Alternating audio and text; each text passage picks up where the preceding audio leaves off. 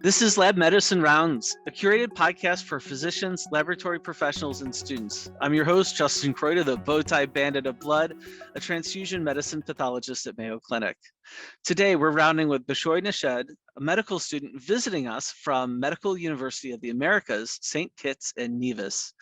I've been really impressed by him, his attention to detail, dependability, and I think he's got a really interesting perspective, which helps him succeed where many of us are challenged. So today on Lab Medicine Rounds podcast, we're going to be talking about the perspective of no excuses. Thanks for joining us today, Beshoi. Thank you for having me on this podcast, Dr. Kreuter. I really appreciate this opportunity and having me here as one of your guests. Well, I think this is going to be a fun extension from the conversation that we had earlier in your month. Maybe for our audience, which is a combination of clinicians, laboratory professionals, and students, you can kind of kick us off with where were you first introduced to this no excuses philosophy, perspective, and what is it? Yeah, that's actually a very great question. And it's very important to me as it made me who I am, a big part of who I am today. So back when I was studying during my undergrad studies at UC Riverside, University of California, Riverside, I was doing my biology undergrad studies. I got introduced to working out. I had never worked out, being an immigrant coming from the Middle East, United Arab Emirates, Abu Dhabi specifically. It wasn't a common thing, at least back in the day, to work out or to really take care of your health. So that's something that I really wanted to do during the first semester at UC Riverside. So I joined a nearby gym and I began working out and kind of dabbling in different workouts, running. And then I heard about this thing called CrossFit. So I decided to join a gym not too far from my campus. And during the first few weeks that I was working out there, on the weekends, I noticed these two brothers that would come in to work out with us and have these kind of workout challenges. Back in the day, they used to call it kind of the regionals for workouts. So they had to do these qualifier workouts. And I used to just sit around, watch how they train. And it stood out to me that they were very, very unique in how they not just trained and worked out, but how their mindset came to approaching the workout, which really attracted me to ask them more questions on how they got to that level of training and that mindset of training. So I asked if I could start training with them. And sure enough, they invited me to their gym, which was called NOX. And it sounded a little weird to me. So I was like, NOX, NOX. So why is your gym called that? And they said that it's called that because it's called No Excuses. So that's why they chose NOX. And that's kind of how it all started. Yeah, it's so funny you say NOX. I was thinking the gym of hard knocks, but I see where you get to no excuses. It's so. What does we know what no excuses mean, but really, what's that perspective that they had that they really kind of imparted on you? What did that look like? Right. So I initially joined them because I wanted to take my training to the next level. What I didn't know is I'm also going to take my mindset and my personality to that next level. And I'm very grateful for that and for them for ingraining that in me. So basically, my goal was to improve my workouts and get better over time, which did happen. However, what I started noticing is that my mindset approaching these workouts began to change. In the beginning, I used to approach them with fear. However, one of the things that they would do to not allow to kind of not instill fear in me is they, for example, wouldn't tell me what their workout is for the day until I showed up. And then after showing up, we're like, okay, this is what we're going to do today. So, and that was pretty much the hardest part for me in the beginning, is showing up. And soon I learned that showing up was half the battle. The rest was history once you showed up to put in the work. And over time, I also noticed that transferred over to my studies in my undergrad. Some days I would tell them, hey, look, I can't come work out. I have this exam in a few days. Or, hey, I need to take some time off from working out because I have these other priorities that I need to take care of. And they would always tell me, look up. And I would look up, and what I would see is NOX written on the ceiling, which goes back to the whole no excuses. And what that showed, or that what that helped me with, is creating a balance in my life and creating priorities. If I can't take care of my health initially and foremost, how am I going to go to my school to take care of my studies? If I can't take care of my health, how am I going to take care of my family? And so on and so forth. So there's also this very nice quote by the Dalai Lama that it kind of, in summary, it says that what surprised me most about man is that they seek money, they seek wealth, they seek all these things, but they forget about their health. And they end up spending all their money, all their time, all their energy to take care of their health at the end of their life.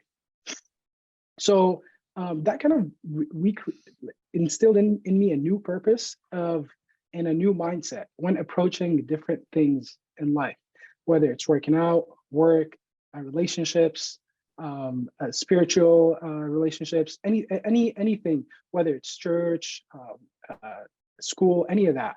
I think it's very, very important to have that mindset going in with the no excuses mindset. You know, I suspect many of our listeners may have similar experiences. Perhaps, this time of year, I guess we're recording this at the very beginning of February. So maybe there's some New Year's resolutions that have kind of fell by the wayside. Many of us kind of struggling with time management. You're talking about all these different, responsibilities that we're working to juggle.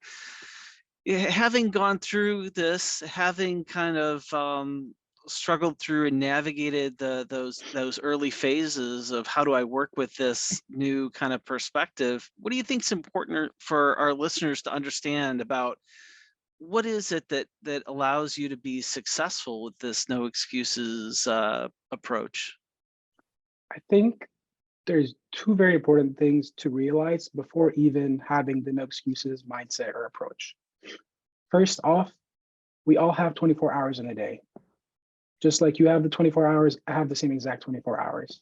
So what we prioritize to do in those 24 hours comes down to a personal choice and a personal decision. That sometimes we make that decision subconsciously. And that's something that builds over time. It doesn't happen overnight. So that's the first thing, realizing we all have 24 hours. The second most important thing is also knowing that there's specific things that are going to be out of your control. So a very nice saying that I always like to remind myself of it is control what you can't, and what you can't, you can't. So what that translates into basically is always things that are going to happen, whether, for example, as a medical student, I might have a family emergency or an exam that's coming up. There's always things if it's an exam, I can prepare for it ahead of time. If it's a family emergency, that's out of my control. I don't know. I can't prepare for that. So the things that I can control, I need to prepare for ahead of time. And the things that I cannot control, then I can't stress about. So with those 2 points in mind, creating a plan ahead will allow one to not face those failures, or those struggles. And then realizing that we all, again, like I said, we have 24 hours in the day, and prioritizing your time. It doesn't have to be 3 hours. It doesn't have to be like half your day, but just making sure you give back to your body, because that body of yours, you're going to use it not just to take care of patients, if it's people medicine or any other specialty. Your body's going to come back one day and tell you, hey, here's your bill, pay up. And this kind of happens only towards the end of life. So maybe we don't see it much in our youth time, but as we grow older and realize I should have taken care of my body when I was younger, that it becomes a little too late, and that's when regret happens. So planning ahead is kind of important for that. I'm really glad that you reminded us where you are on your journey, as a medical student currently. Sometimes I think back to, my life now as a physician, staff physician.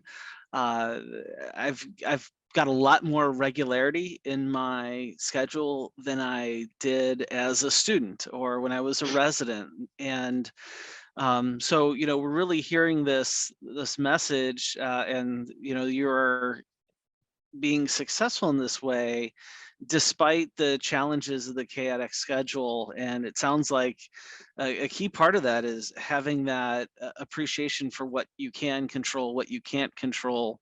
And so maybe it's not a 3-hour workout that you do, but you show up and do 20 minutes, right? Or something Yes, like that. yes. And again, I'm not going to say I'm in the exact same shape or form that I was during my undergrad studies. However, just a little bit every day adds up just to keep you just enough in shape, so that when you're going up the stairs, for example, you're not out of breath. When you're talking to your patients, they're able to see you as an example, for example. Mhm. And you've been doing this now for a number of years. As you say, you've been in multiple environments and situations. I'm really curious, how has your practice changed, if at all, over that time? Actually, that's a very, very good question. My answer to that would be it has and it has not changed. Now, what does that mean? It has changed as in I was able to take that mindset and apply it to different situations.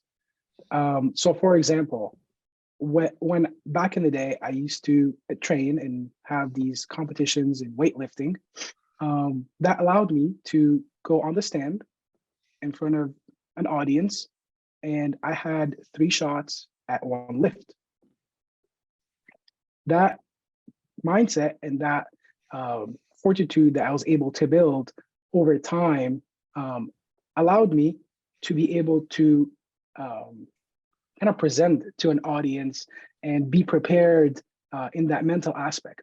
I take that exact same mindset when I have, for example, very important presentations to faculty and staff, kind of like the one I had earlier today, and be confident and plan ahead so that I'm very organized in my thoughts, so that when I speak, I can have the same exact confidence level. So the preparedness in both ways, they're different. And that's how they're both, it's different situations, but same. So taking the mindset from working out and applying it to different situations in life. Phenomenal. And going back to this mindset, I remember a couple of years ago when I was just starting out on staff, and I was at a coaching session, and you're talking about this common challenge of, oh, I got so many things in the day. And I remember the coach that I was working with was like, okay, if there were 26 hours in the day, do you think you would get this done? And I was like, oh, absolutely. They were like, nope. Try again, right? I think you've kind of shared a lot of key points here about, and really looped back, boomerang back to this importance in putting the emphasis on mindset for our listeners to reflect and think about. I'm curious now if listeners are interested. I think sometimes it might seem intimidating to try to cultivate this mindset. And certainly you had great coaches that you were working with in the beginning that got you started on this way, on this path. Where do you recommend our listeners, where should somebody get their own start? I think it depends really on the listener and what stage they are, whether in their training or in their life, or what part of the country as well, or if outside the country. I think it's important first to start with little steps. So if these are changes you want to make to your workout, for example, life, don't start with like long or very extreme workouts that will quickly drain you and eventually make you dislike working out in the first place. If this is a change you want to make in your professional life, for example, don't automatically go pursuing, for example, a PhD and spend like, most of your day in the lab, because that might drain you and not allow you to enjoy what you thought you might enjoy at one point. So what I recommend is doing everything in moderation, everything in balance, and over time building those little building blocks. That's what would make a difference, whether it's professionally or if it's in their workout or like healthcare aspect. Just a little bit at a time, over time makes a big difference. Overnight changes are really not like a key for success. So true, and how quickly I forget that. But truth be told, for our listeners, since you came and first spent some time with me earlier this month, I've been doing the 1 mile a day run in the morning, just trying to get those small wins and enjoying my workout. That's awesome, especially in the Rochester, cold. So This is inside. I'm treadmill doing it. Oh, great point. So thank you so much. We've been rounding with Beshoi Nashed to discuss this no excuses perspective. Thank you for taking the time to talk with us about this. Dr. Kreuter, it's really been a pleasure. Thank you for having me and allowing me the opportunity to share my perspective and hear my story. Absolutely, our pleasure. To all of our listeners, thank you for joining us today. We invite you to share your thoughts and suggestions via email. Please direct any suggestions to mcleducation@mayo.edu and reference this podcast. If you've enjoyed Lab Medicine Rounds podcast, please subscribe. And until our next rounds together, we encourage you to continue to connect lab medicine and the clinical practice, and in this case, your life practice, through insightful conversations.